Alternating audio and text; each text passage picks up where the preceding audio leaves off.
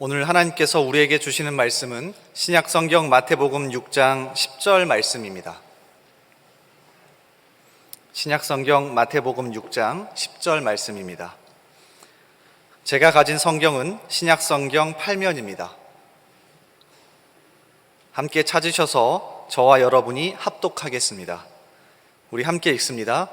나라가 임하시오며 뜻이 하늘에서 이루어진 것 같이 땅에서도 이루어지이다. 아멘.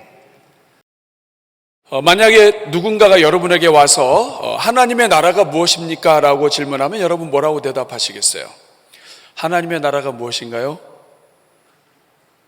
뭐라고 대답하실까요? 사실 많이 들었거든요. 교회를 다니면서 아마 제일 많이 듣는 것 중에 하나가 하나님의 나라고 성경에도 굉장히 많이 나옵니다. 그런데 막상 대답하려고 하면 잘 대답하기 어려운 게 하나님 나라예요. 근데 여러분, 하나님 나라에 대한 이 대답은 이게 대답해도 되고 안 되고의 문제가 아니라 이건 반드시 알고 있어야 돼요. 왜냐하면 굉장히 중요하고 성경 전체의 요약입니다. 정말 그런가요? 이 하나님 나라는 가장 먼저 구약 성경의 핵심 메시지예요. 메시아가 와서 메시아의 나라를 세운다. 우리에게 한 왕이 임하셨는데 이 왕이 하나님의 나라를 세운다. 이것이 이사야 선지자의 선포의 메시지고 구약 성경의 요약이에요. 왕이 오신다. 메시아가 오신다. 그래서 이 메시아가 나라를 세우고 다스리신다. 이것이 구약 성경의 메시지예요. 뿐만 아니라 신약 성경을 열자마자 가장 먼저 나오는 말씀이 세례 요한이 등장을 해서 세례 요한이 하는 말씀 선포가 뭐냐면 회개하라, 천국이 가까이 왔다는 거예요. 마태복음 3장 1절 2절에 보면 세례 요한이 유대 광야에 와서 회개하라, 천국이, 하나님의 나라가 가까이 왔다. 신약 성경은 하나님의 나라가 왔다, 가까이 왔다, 이르렀다 하는 것에서부터 시작해요. 그리고 이 세례 요한의 선포 이후에 예수님께서 직접 오셔서 예수님의 첫 번째 메시지도, 선포의 메시지도 하나님의 나라예요. 마가복음 1장 15절에 보면 이르시되 때가 찼고 하나님의 나라가 가까이 왔으니 회개하고 복음을 믿으라 이야기합니다. 이 예수님께서 가르치신 모든 비유, 우리가 잘 알고 있는 산상수훈, 마태복음 5장 3절의 말씀을 보면 심령이 가난한 자는 복이 있나니 천국이 그의 것이다. 마음이 가난한 자, 심령이 가난한 자는 복이 있는데 하나님의 나라가 그의 것이다. 이 하나님의 나라는 예수님을 믿는 모든 사람들과 관련이 있는 거예요. 뿐만 아니라 당연히 오늘 우리가 지금 함께 나누고 있는 이 주기도문에 있어서도 가장 핵심의 메시지, 가장 핵심 기도 제목이 뭐냐면 중심이 되는 기도가 하나님 나라예요. 뿐만 아닙니다. 성도들이 기도할 것들이 굉장히 많은데 그 기도할 여러 제목들 가운데서 가장 먼저 우선적으로 기도하고 이 모든 복의 출구가 되는, 모든 복의 통로가 되는 그런 기도가 무엇이냐? 마태복음 6장 33절 말씀을 보면 너희는 먼저 그의 나라와 그의 의를 구하라. 먼저 하나님의 나라와 하나님의 의를 구하라. 그러면 이 모든 것을 너에게 더하시리라. 하나님의 나라를 구하는 자에게 하나님은 다 주신다고 그랬어요. 그러니까 하나님의 나라는 기도 제목일 뿐만 아니라 우선적으로 기도해야 될 것뿐만 아니라 구약의 메시지이고 신약을 여는 출발이고 예수님의 핵심 메시지예요. 초대교회가 생기고 초대교회의 핵심 메시지도 마찬가지예요. 사도행전의 말씀을 보면 8장 12절에 빌립이 하나님 나라와 및 예수 그리스도의 이름에 관하여 전도했습니다. 초대교회의 전도의 메시지는 예수님의 십자가와 부활이지만 이 모든 것을 다 하나님의 나라의 메시지라고 그래요. 그리고 사도행전 28장에 보면 사도행전이 끝나고 사도 바울이 죽기 직전, 순교당하기 직전에 바울이 아침부터 저녁까지 강론하며 하나님의 나라를 증언했다고 얘기합니다. 그러니까 사도 바울은 그리스도의 십자가와 부활을 자랑했지만은 그 십자가와 부활에 있는 모든 메시지는 하나님 나라에 대한 것이라는 거예요.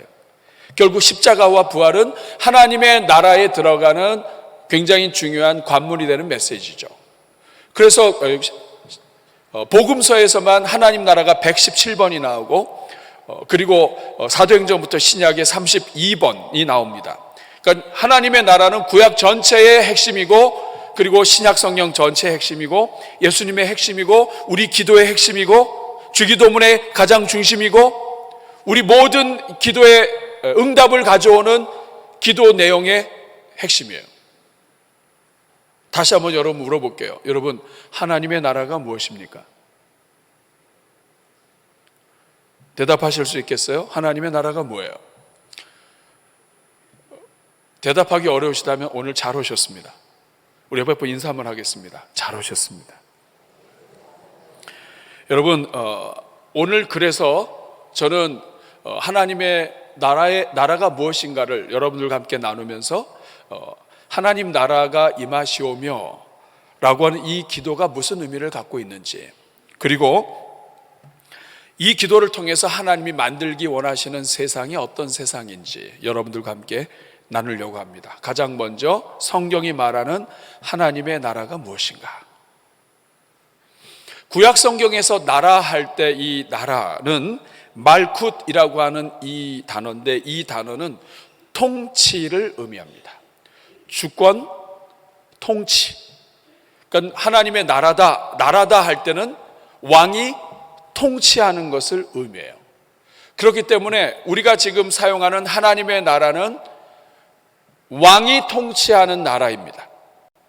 하나님의 나라가 임했다, 왕이 통치하는 나라가 임했다 하는 것이에요.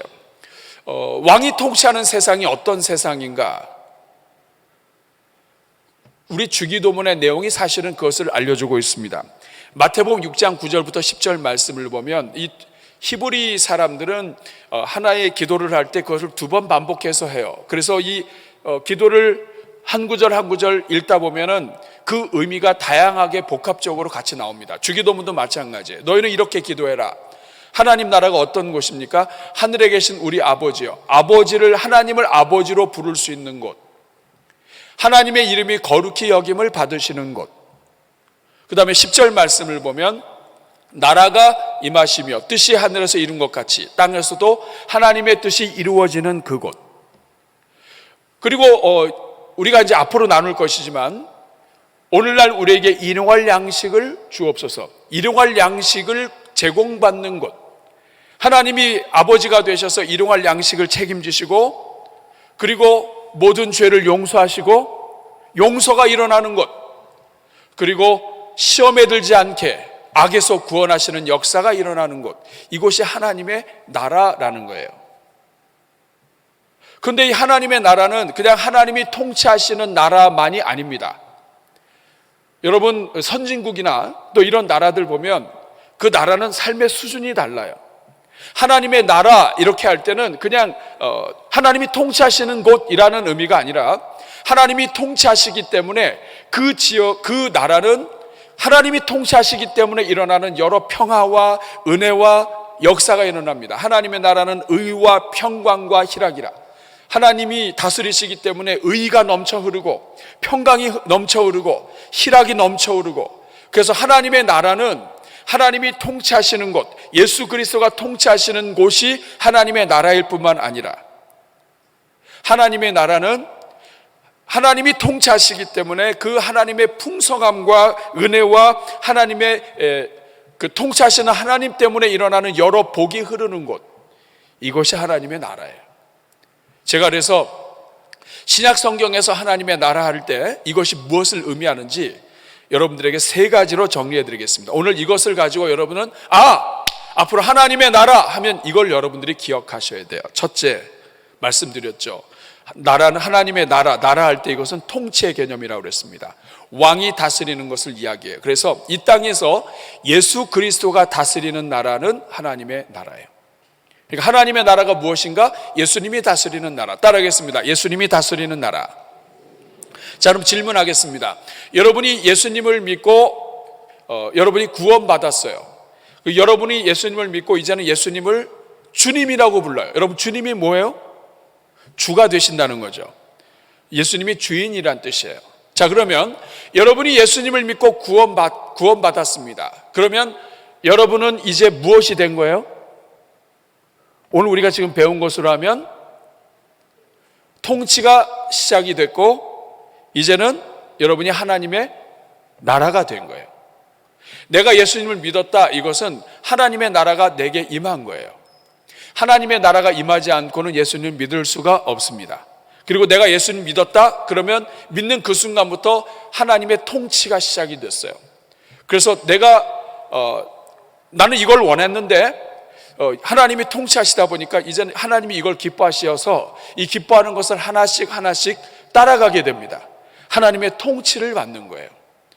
그러니까 우리가 지금 살고 있는 것은 대한민국이지만 우리는 하나님의 나라의 백성이 됐어요.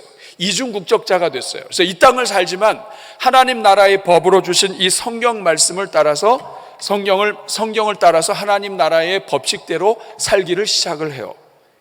그래서 우리는 이 땅에서 보이진 않지만 우리 예수님 하나님의 통치를 받는 거예요. 만약에 여러분이 예수님을 믿는 믿음을 가지고 여러분의 집으로 갔어요. 집으로 가서 여러분의 가정을 놓고 기도하면서 하나님의 나라가 이 가정에 임하여 주시고 우리 가정이 하나님이 다스리시는 가정이 되게 해 주십시오라고 기도한다면 여러분의 가정에도 하나님의 나라가 임하기 시작하는 거예요. 그리고 여러분 가족들에게 전도를 해서 여러분의 형제, 자매, 그리고 부모님, 그리고 자녀들에게 예수님의 십자가, 배우자에게 예수님의 십자가를 전해서 그 배우자가 혹은 가족이 예수님을 믿었다 그러면 그 배우자, 가족의 삶에도 하나님의 나라가 임한 거예요. 그래서 여러분이 만약에 이 일터에 여러분의 믿음을 가지고 여러분의 직장으로 가서 그 직장에서 하나님, 저는 힘이 없고 연약하지만 하나님, 저는 하나님의 종입니다.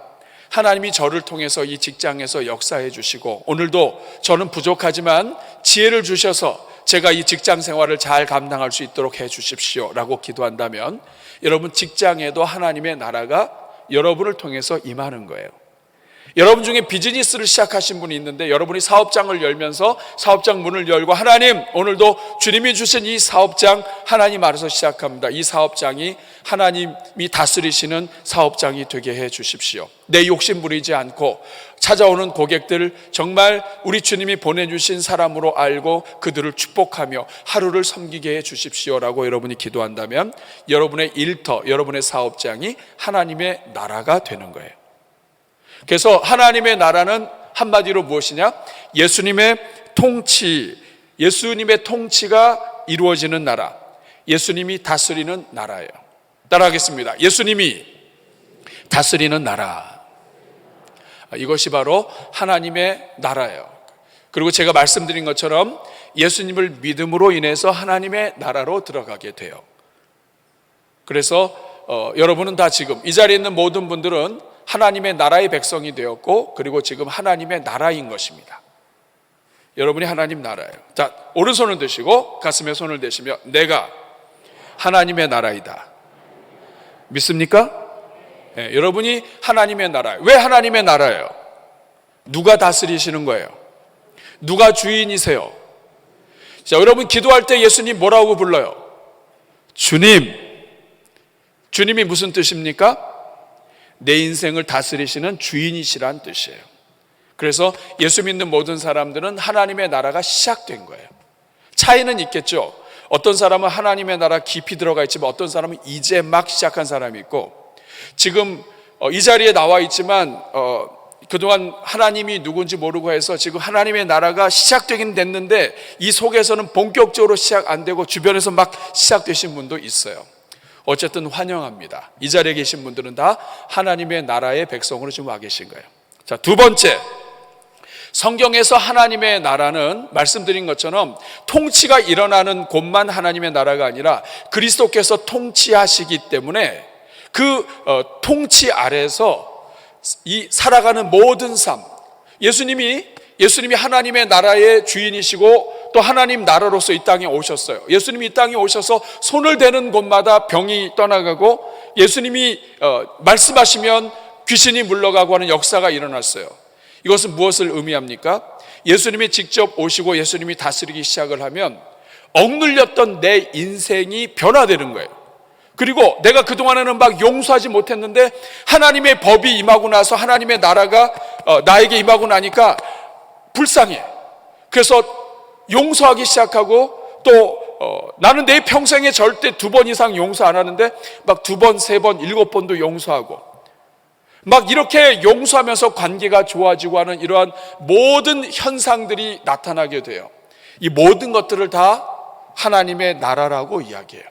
그래서 신약 성경에서는 통치가 일어나는 곳이 하나님의 나라이고, 또 하나님의 나라는 잔치가 있고 은혜가 있고 복이 흐르고 하나님의 영광이 흐르는 곳, 이것이 하나님의 나라예요.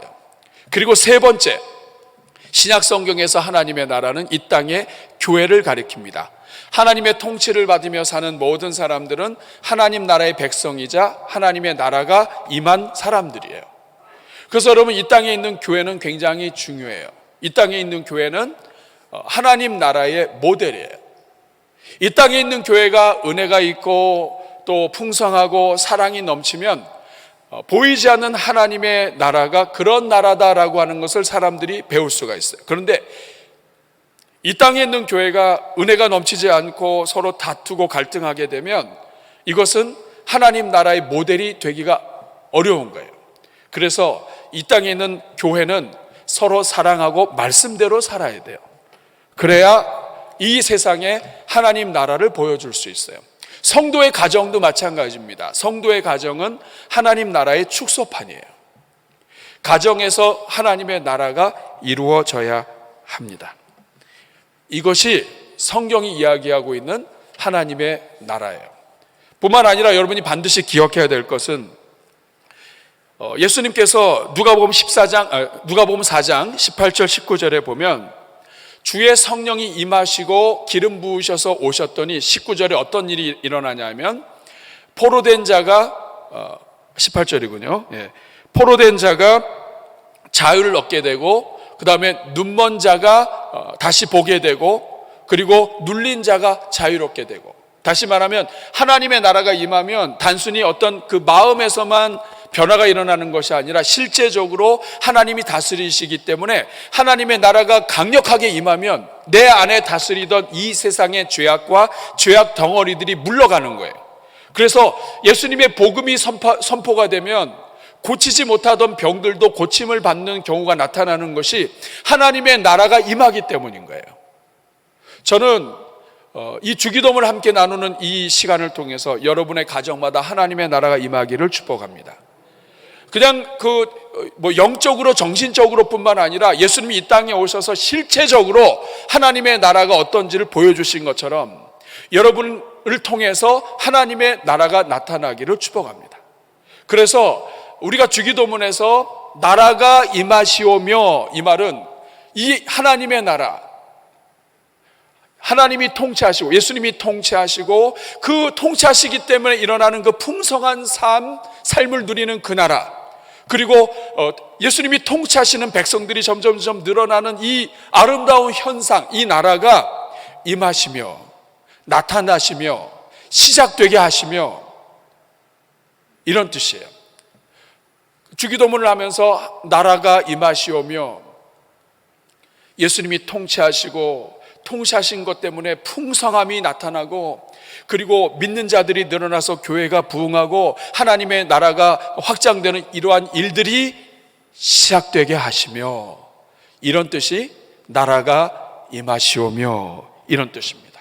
그래서 우리가 나라가 임하시오며 이렇게 기도한다는 것은 하나님, 지금 이 순간에도 죄인들이 주께로 돌아와 하나님 앞에 무릎 꿇고 예수님을 주로 고백하는 역사가 나타나게 해 주옵소서, 이런 기도예요. 나라가 임하시오며, 이것은 하나님 아버지, 아직도 주님 앞에 돌아오지 않고 있는 우리 가족들, 그들이 하나님의 역사로 말미암아 예수 그리스도를 주로 모시는 은혜가 시작되게 해 주옵소서. 또 하나님 아버지, 이 사회가 죄가 가득해서 죄를 저지르고도 이것을 죄로 여기지 않는 이 세상 속에 하나님의 나라가 임하셔서 이 사회가 바로 잡고 이 사회가 바로 세워지고 정의와 공의가 바로 세워지는 그런 나라가 되게 해 주옵소서. 우리 대한민국에 하나님의 나라가 임하게 하옵소서. 이 말은 하나님이 다스리시는 법이, 하나님이 기뻐하시는 그 법이 이 세상을 다스리는 법이 되게 해 주옵소서. 이런 일들이에요.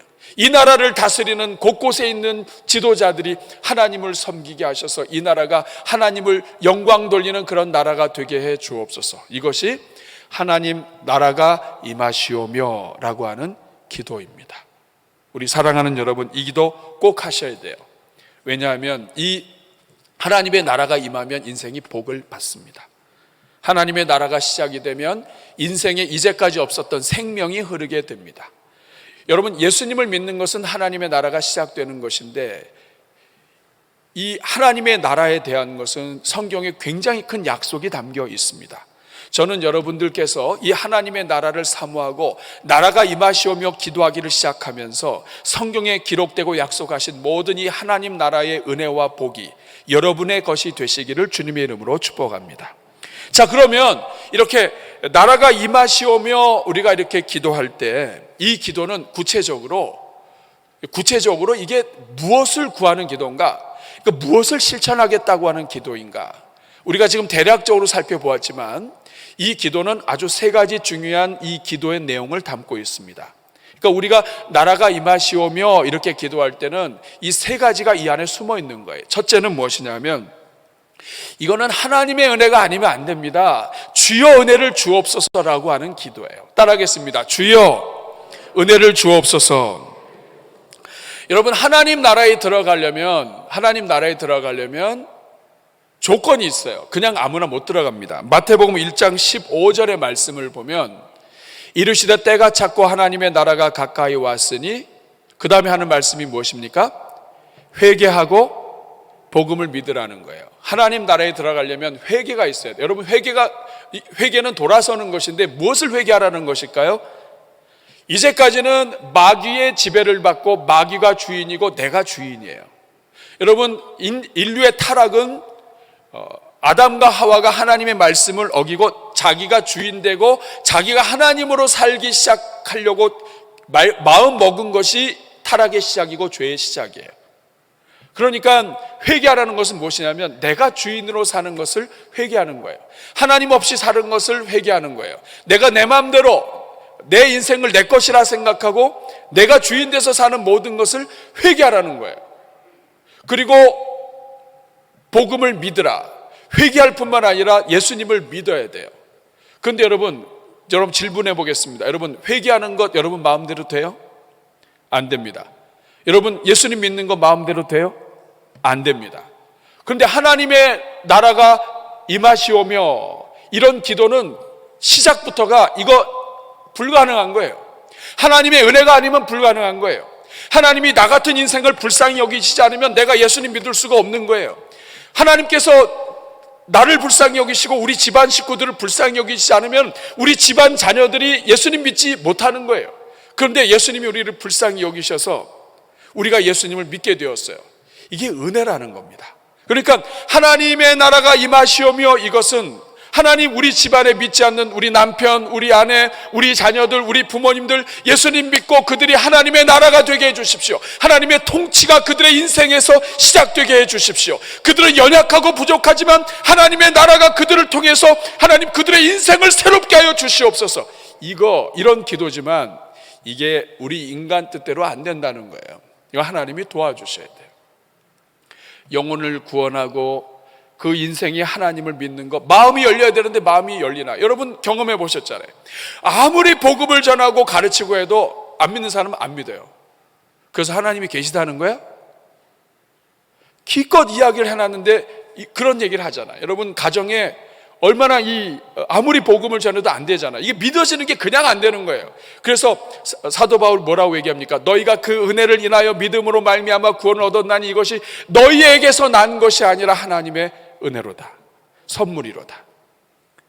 그래서 여러분, 나라가 임하시오며 이것은 은혜를 달라는 거예요. 하나님, 내가 사랑하고 내 주변에 있는 사람들, 이 나라, 세계 민족 곳곳에 있는 영혼들, 하나님 은혜를 주셔서 그들이 주님 앞에 돌아오게 하시고 예수님 믿게 하시고 그들의 삶 속에서 하나님 나라가 시작되게 해 주옵소서.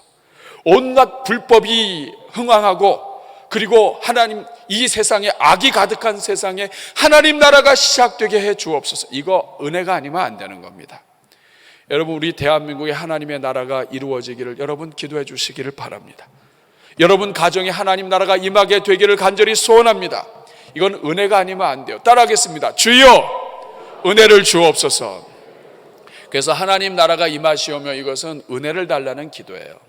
두 번째, 하나님의 나라가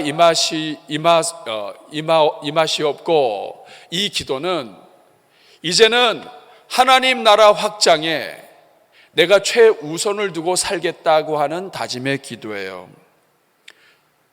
바꿔 말하면, 주여 내가 하나님 나라 확장의 도구가 되게 해 주옵소서라고 하는 기도 제목입니다. 하나님 나라 확장에 이제는 우선을 두고 살겠습니다 하는 것이에요. 그러니까 나라가 임하시오며, 이 기도는 은혜를 구하는 기도인 동시에 이제는 하나님 나라에 최우선을 두고 하나님 나라에 집중하고 하나님 나라 확장에 저의 인생을 드리며 살겠습니다 라고 하는 거예요. 따라하겠습니다. 하나님 나라 확장에 저를 드리겠습니다. 이것이 바로 나라가 임하시오며 라고 하는 뜻이에요. 우리 사랑하는 여러분, 하나님의 나라가 임하시오며, 이것은 하나님의 나라가 임하는 것이 그 인생의 복이다고 하는 것을 전제하는 거예요. 여러분, 성경은 하나님의 나라를 들어가도 되고 안 들어가도 되고 이렇게 가르치지 않습니다. 하나님의 나라는 반드시 들어가야 돼요. 그러니까 하나님 나라가 임하시오며, 이 기도는 뭐냐면, 하나님의 나라가 지금 이 순간에도 반드시 확장되기를 원하고, 지금 거부하는 인생들이 주님의 은혜 때문에 반드시 하나님의 나라를 침노할 수 있도록, 하나님 나라의 백성이 될 수 있도록 하나님 저를 사용해 주십시오, 이런 기도 제목이에요. 여러분, 성경은 하나님 나라가 최우선이라고 얘기하고, 이거 어떤 대가를 치러도 하나님 나라에 들어간다고 강조하고 있습니다. 마가복음 9장 47절 같이 한번 읽어볼까요? 시작. 만일 내 눈이 너를 범죄하게 하거든 빼버리라. 한 눈으로 하나님 나라에 들어가는 것이 두 눈을 가지고 지옥에 던져지는 것보다 나으니라. 무슨 얘기입니까? 멀쩡하게 지옥 가는 것보다 있는 거 없고 가져야 될 거 못 가지고 들어가는 것이 더 복이다, 이 말이에요. 예수님을 믿고 하나님 나라의 백성이 돼서 하나님 나라에 들어가는 것이 내가 이 땅에서 많은 것을 가지고 있는 것과는 비교가 안 되는 복이다, 이 말이에요. 이것이 확신이 될 때 나라가 임하시오며, 이 기도가 강력하게 나오는 거예요. 근데 예수님을 믿으면서도 나라가 임하시오며 뜻도 잘 모르겠고, 그 다음에 나라가 임하시오며 내가 하나님 나라를 쟁취하기 위해서 내 생명을 던지지도 않았고, 어쩌다가 은혜로 내가 구원을 받아서 하나님 나라의 백성이 되었다면 이 기도가 잘 안 나올 수 있어요. 그래서 어떤 사람은 똑같이 교회를 다녀도 선교와 영혼 구원과 전도에 이 마음이 활짝 열려 있는 사람이 있고, 어떤 사람은 교회를 다녀도 이것이 연약한 부분들이 있어요. 이거 여러분 이번에 잡으셔야 돼요. 이건 어떻게 하면 되냐? 하나님 나라가 얼마나 소중한지 깨닫게 해달라고 여러분 기도하시면 됩니다. 마태복음 13장 44절에 보면 하나님 나라는 그냥 뭐 대충 들어갈 수 있으면 들어가고 열리면 들어가는 게 아니에요. 이거는 나의 모든 전 재산을 팔아서 하나님 나라에 들어갈 정도로 가치가 있다고 얘기합니다. 읽어볼게요. 천국은 마치 밭에 감추인 보화와 같으니 사람이 이를 발견한 후 숨겨두고 기뻐하며 들어가서 자기의 소유를 다 팔아 그 밭을 사느니라. 어떤 사람이 밭에서 일했는데 남의 밭이에요. 남의 밭에서 막 열심히 일을 하다가 갑자기 덜커덕 해가지고 그 땅을 파보니까 보화가 들어있어요. 여러분 같으면 어떻게 하겠어요? 남의 밭인데 덮습니다. 일단 덮어요. 일단 덮어. 여러분 마당에서 보화가 나기를 바랍니다. 일단 덮어요. 그 다음에 어디로 가요? 집으로 가서 모든 재산을 다 정리해. 그리고 나서 주인한테 갑니다. 이 밭을 내가 사겠다. 근데 돈이 모자라. 그럼 어떻게 할 것 같아요? 1억이 모자라. 그럼 어떻게 해야 돼요? 1억을 대출을 받아요. 대출 받아도 유익의 손해예요. 유익의. 지금 여러분 봤는데 무슨 금덩어리 하나 들었다, 이거면은 그 전 재산 팔 필요가 없겠죠. 근데 보화가 들어있는데 이거는 값으로 환산이 안 돼요. 그러면 여러분 집에 있는 거 다 팔고 그 다음에 형제들 해가지고 다 빌려가지고 그래가지고 그 밭을 사요. 그래도 유익이다 이 말이에요. 하나님의 나라는 어떤 곳이냐? 내가 하나님의 나라가 임하고 하나님의 나라의 백성이 되고 하나님의 나라가 내 삶에 임하는 것은 이거는 내가 갖고 있는 모든 전 재산과 비교할 수 없는 놀라운 가치가 있는 것이 하나님의 나라라는 뜻이에요. 그렇기 때문에 하나님의 나라를 위해서라면 내 모든 것을 팔아도 너는 이익이다 이런 뜻입니다. 이게 하나님의 나라예요. 그래서 마태복음 10장 39절에서는 자기 목숨을 얻는 자는 잃을 것이요 나를 위해서 예수님을 위해서 자기 목숨을 잃는 자는 얻게 된다고 얘기합니다. 이 말은 하나님의 나라의 주인 되신 예수 그리스도를 위해서 내 목숨을 잃으면 이것이 죽음으로 끝나는 게 아니라 예수 그리스도에게 하나님 나라의 주인 되신 분에게 내가 내 인생의 생명을 잃어버린다 할지라도 이게 나에게 유익이다 이거예요. 이 땅에서 사는 동안에는 내가 조금 없을 수도 있어요. 그러나 영원한 주인 되신 이 예수님, 하나님 나라의 영원한 주인 되신 그분에게 내 인생을 드리면 목숨을 드려도 아깝지 않다. 그렇기 때문에 내 모든 재산, 내 모든 목숨, 나의 모든 가진 것을 다 투자해서라도 이분한테 가면 이건 나에게 복이다 이런 뜻입니다. 마태복음 6장 33절 말씀을 보면 그런즉 너희는 먼저 그의 나라와 그의 일을 구하라. 하나님의 나라는 너무나 소중하고 가치가 있기 때문에 그리하면 이 모든 것을 너에게 더하시겠다 말씀하십니다. 그러니까 하나님의 나라는 예수 그리스도를 주인으로 모시는 삶은 이거는 계산이 안 되는 거예요. 이건 무조건 쟁취해야 되는 거예요. 여러분 베드로가 고기를 잡았습니다. 근데 예수님께서 베드로한테 몇 번 가셨어요. 그런데 베드로가 그때마다 이렇게 깊은 집중을 못했어요. 왜냐하면 내 인생과 그분이 관계가 없다고 생각한 거예요. 그러다가 그날도 밤새도록 고기를 잡았는데 아무것도 못 잡았어요. 그러고 있는데 예수님이 오셔가지고 깊은 데로 가서 그물을 던지라는 거예요. 그러니까 베드로가 말씀에 순종해서 내가 이쪽에서 잔뼈가 굵은 사람인데 말씀에 순종해서 내가 던지겠습니다 해서 깊은 데로 가서 그물을 던졌어요. 그랬더니 고기가 잡혔습니다.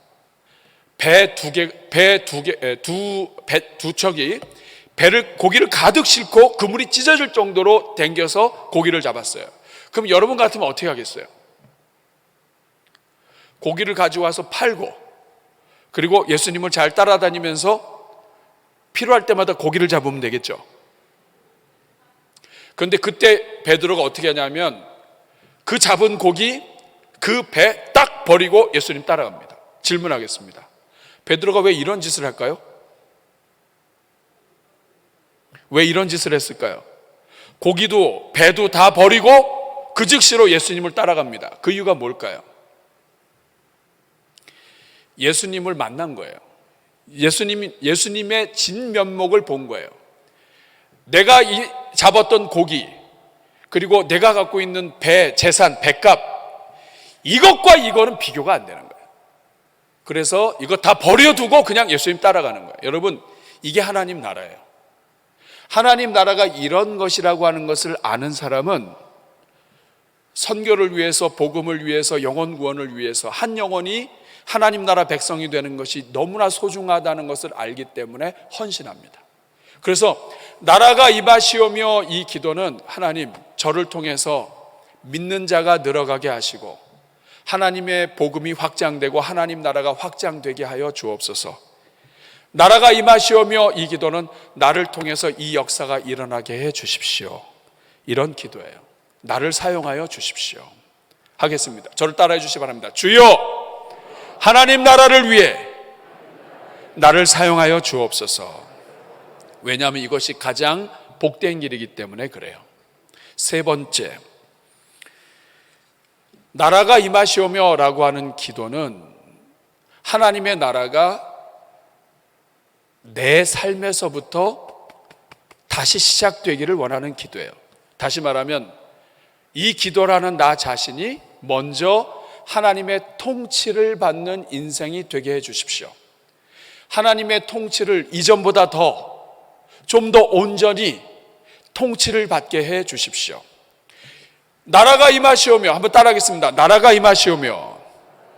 이 기도는 무슨 기도냐면, 하나님, 내가 먼저 하나님의 온전한 통치를 받아서 하나님 나라의 복을 누리게 하여 주옵소서. 이 기도예요. 여러분, 하나님 나라가 임하게 해달라고 하는 기도는 하나님의 통치가 시작되게 해달라는 기도예요. 그러니까 내가 하나님 나라가 나에게 임하게 해 주십시오. 이 말은 하나님이 나를 통치하시고 나를 다스리게 해 주십시오라고 하는 기도예요. 근데 오늘 안타깝게도 우리 수많은 성도들이 표면적으로 겉으로는 하나님 나라의 백성이에요. 하나님 나라의 백성이고 하나님 나라예요. 그런데 실질적으로 뚜껑을 열어보면 하나님 나라가 아니라 자기 나라예요. 어느 정도로 자기 나라냐면, 오늘 제가 사랑의 목장에 글을 썼습니다만 뼛속 깊이까지 자기 나라예요. 겉으로는 하나님 나라인데 속으로는 자기 나라예요. 그래서 예수님이 뭐라고 말씀하십니까? 마태복음 7장 21절에 나더러 주여 주여 하는 자마다 다 천국에 들어갈 것이 아니요 하나님 나라를 갖는 것이 아니라 다만 하늘에 계신 내 아버지의 뜻대로 행하는 자라야 들어가리라.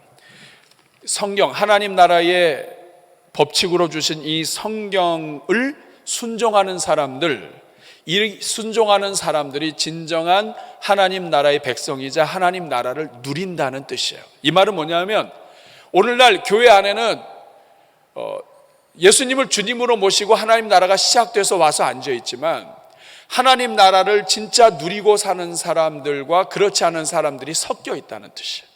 그러니까 어떤 사람은 예수님을 믿고 하나님 나라가 시작되었지만 이제 막 시작된 사람이 있고, 하나님 나라를 누리는 사람이 있고, 하나님 나라가 시작됐는데도 불구하고 여전히 자기 나라를 누리고 있는 사람들이 있는 거예요.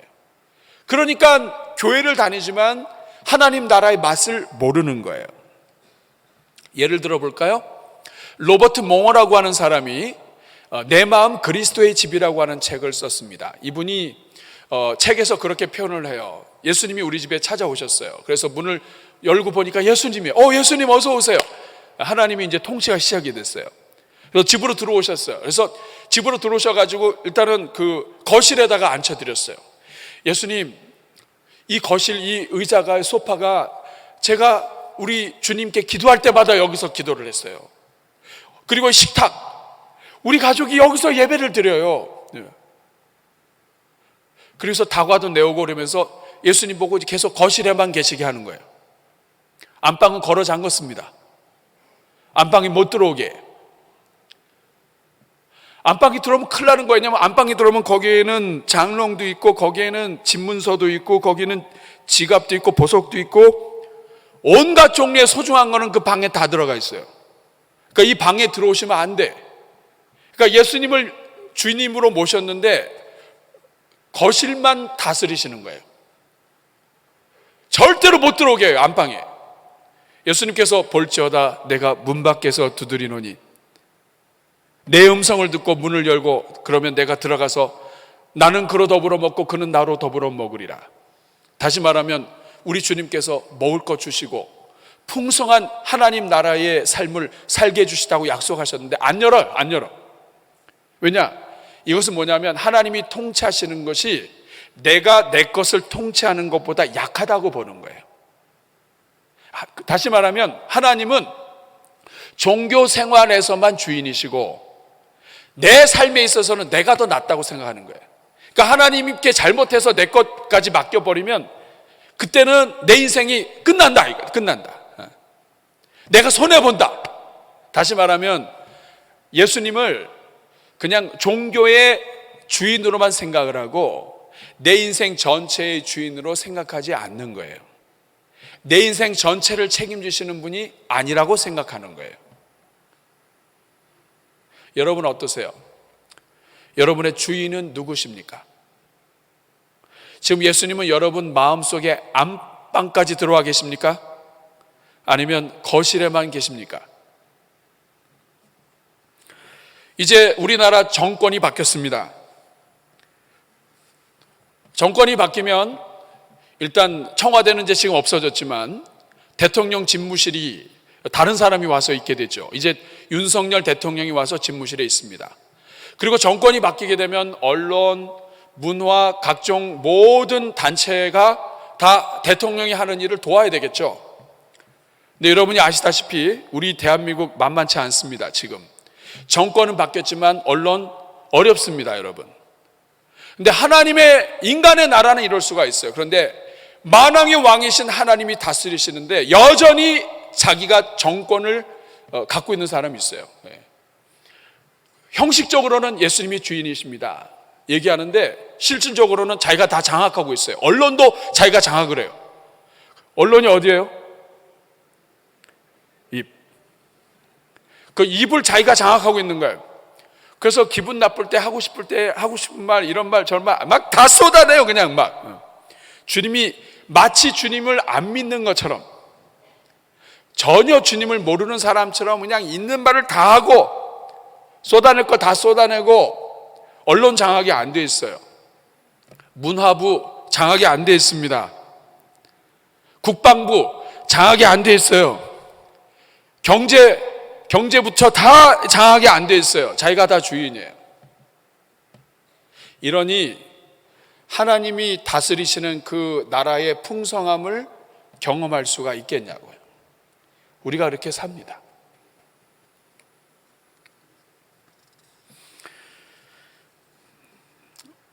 우리의 마음과 생각, 내가 갖고 있는 전통, 가치관, 이게 다 주인이 바뀌어야 되는데 안 바뀌어요. 사도 바울이 내가 그리스도와 함께 십자가에 못 박혔나니 그런즉 이제는 내가 사는 것이 아니요 오직 그리스도께서 사신 것이다. 난 죽은 거예요. 십자가에서 죽은 것이고 이제는 그리스도가 사시고 그리스도가 주인이시고 난 죽었는데 내가 주인이에요. 그래서 여러분 이렇게 대화할 때 언어 중에 내가 많이 나오는 사람은 일단 주인이 안 바뀐 거라고 보시면은 10중 8구 맞아요. 내가 왕년에 내가 이것도 내가 한 일이고 내가 그 주인이 정권이 안 바뀐 거예요. 여러분 이렇게 하나님의 통치를 받지 못하는 이유가 무엇일까요? 통치 받아야 되겠죠, 그렇죠? 근데 통치를 받지 못하는 이유가 무엇일까요? 여러 가지 이유가 있습니다만 그 중에 하나만 말씀드릴게요. 그것은 뭐냐면 예수님을 깊이 못 만난 겁니다. 이것도 하나의 원인이 될 수 있어요. 사도 바울은 예수님을 제대로 만났습니다. 다메섹으로 가는 중에 예수님 만났어요. 예수님 믿는 사람들 핍박하러 가는데 예수님이 나타나셨습니다. 사울아, 사울아, 네가 어찌하여 나를 핍박하느냐. 예수님은 없는 줄 알고 그분은 이미 죽은 줄 알았어요. 근데 그분의 음성을 들었어요. 그리고 나서 사도 바울이 180도 바뀝니다. 완전히 바뀌어요. 어느 정도까지 바뀌냐면 그렇게 많은 수고를 했는데도 사람이 지치지 않고, 그리고 내가 아니요 하나님의 은혜로다. 자기는 죄인 중에 괴수다. 자기를 드러내거나 자기를 높이거나 내가 누군데 이런 것들 싹 없어지고요. 베냐민 지파에다가 정말 여러 가지 자랑할 것이 너무나 많은데도 불구하고 그거 다 배설물로 여긴다. 나에게는 우리 주 예수 그리스도와 십자가 외에는 자랑할 것이 없다. 사람이 이렇게 바뀌어요. 아까 베드로 말씀드렸죠? 베드로가 모든 것을 다 버리고 주님을 따를 수 있었던 건 뭐예요? 예수님이 누구신가를 만난 거예요. 예수님은 그저 지나가시는 선생님인 줄 알았더니 예수님은 그냥 선생이 아니었어요. 예수님은 하나님이셨어요. 그분이 나에게 오시니까 고기와 이런 모든 것도 이거 아무것도 아니에요. 이분 잡으면, 이분 따라가면 이건 아무것도 아니에요. 이건 저절로 오는 거예요. 이렇게 예수님을 제대로 만나면 주인이 바뀝니다. 근데 내가 예수님 믿으면서 여전히 내가 주인이 되고 내가 살고 있다면 이게 주인이 안 바뀐 거예요. 여러분 기도하셔야 돼요. 마가복음 10장 15절 보면 내가 진실로 너에게 이르노니 누구든지 하나님의 나라를 어린아이와 같이 받들지 않는 자는 들어가지 못한다. 여기서 받들다고 하는 것은 받아들인다는 거예요. 하나님의 통치를 받아들이는데 어린아이 같이 받아들인다, 이 말은 뭐냐면 어린아이는 경험도 없고 돈도 없고 지식도 없고 능력도 없고 아무것도 없어요. 먹는 것부터 시작해서 다 먹여줘야 돼요. 나는 아무것도 할 수 없는, 내가 주인이 될 수 있는 게 아무것도 없는 그런 사람처럼 그 통치를 받아들이고 주님이 말씀하시는 대로 순종하는 자에게 하나님의 나라가 열리는데, 여러분 이제까지 신앙생활 하는 것과 비교할 수 없는 하나님의 나라가 열리는 거예요.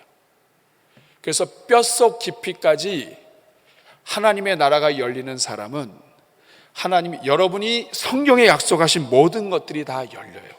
아주 조금만 여러분이 바꿔도 여러분 하나님이 큰 은혜를 주십니다. 여러분 이번 한 주 주님 만나기를 사모하십시오. 그리고 주님, 제가 주인 된 것 용서해 주십시오. 하나님이 다스리시는 삶이 되게 해 주십시오. 여러분이 하나님 앞에 드리십시오. 하나님이 여러분 크게 도와주시고 이번 주기도문 강해를 통해 여러분의 인생 자체를, 우리 모두의 인생 자체를 하나님이 바꿔주시기를 소원합니다. 우리 함께 찬양하겠습니다. 내가 주인 삶은 모든 것 내려놓고, 내가 주인인 것 주님 용서해 주시고 이제는 주님 앞에 나아가 주님 찬양하며 통치를 받겠습니다. 찬양합니다. 내가 주인 삼은 모든 것 내려놓고 내 주 되신 주 앞에 나가 내가 사랑했던 모든 것 내려놓고 주님만 사랑. 다시 한번 찬양합니다. 내가 주인 삼은 모든 것 내려놓고 내 주 되신 주 앞에 나가 내가 사랑했던 모든 것 내려놓고 주님만 사랑해. 주 사랑 거친 풍랑에도 깊은 바다처럼 나를 잠잠케 해. 주 사랑 내 영혼의 반석 그 사랑 위에 서리. 우리 한번 가슴에 손 얹고 기도하겠습니다. 여러분 인생의 주인은 누군가요? 교회가 하나 되지 못하는 것은 주인이 다르면 하나가 안 됩니다. 가정이 하나 되는 것도 마찬가지예요. 하나님이 주인 되시면 결과는 일치가 되게 되어 있습니다. 그런데 일치가 안 되고 하나가 안 되는 것은 주인이 다른 사람들이 있으면 교회가 하나 되지 않고 깨져버립니다.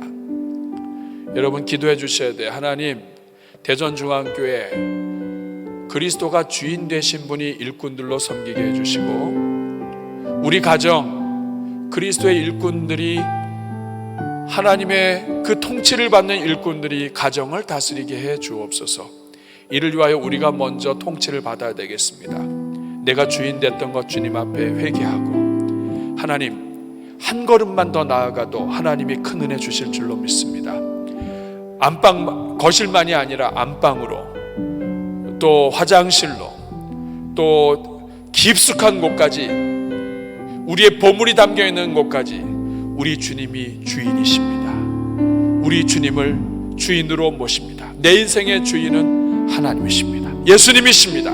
우리 이 시간 주님 앞에 회개하며 믿고 고백하며 나아갈 때 하나님이 여러분의 인생에 빛을 주시고 복 주실 줄로 믿습니다. 이 시간 말씀 생각하면서 우리 회개의 기도, 간구의 기도 들려드릴 때 저를 한번 따라해 주시기 바랍니다. 주여 은혜를 주옵소서. 주여 불쌍히 여겨 주옵소서. 우리 같이 주여 한번 부르고 기도합니다. 주여 은혜로우신 아버지 감사합니다. 주님, 이 자리는 주의 종들에게 복을 더하여 주시고 하나님의 능력과 은혜가 충만한 주의 종들 다 되게 하여 주옵소서. 이 자리는 종들마다 하나님의 나라가 열리게 해주시기를 바랍니다. 이 자리는 종들마다 하나님의 역사가 나타나게 하여 주시옵소서. 이 자리는 종들마다 하나님의 영광이 충만하게 나타나게 해주시고 하나님의 나라가 다시 시작되게 하여 주시고 막혔던 하나님 나라의 통치가 열리게 하여 주옵소서. 그래서 아버지, 하나님의 나라 백성들이 경험할 수 있는 의와 평강과 희락이 넘치는 종들 다 되게 해 주옵소서. 하나님 아버지, 이 자리는 주의 종들을 축복합니다. 하나님의 나라가 다시 시작되게 해 주시고 우리 성도들의 심령마다 가정마다 삶마다 하나님이 다스려 주옵소서. 내가 주인 돼서 망쳐버린 것이 얼마나 많은지 모릅니다. 하나님의 능력을 무시하고 내가 더 잘할 수 있고 내가 주인 되어야 내 마음대로 할 수 있다고 하는 것이 우리 인생을 망치는 지름길임을 깨닫게 하셔서 이제는 하나님께 온전히 맡기는 종들 다 되게 해 주옵소서. 예수님의 이름으로 축복하며 기도하옵나이다.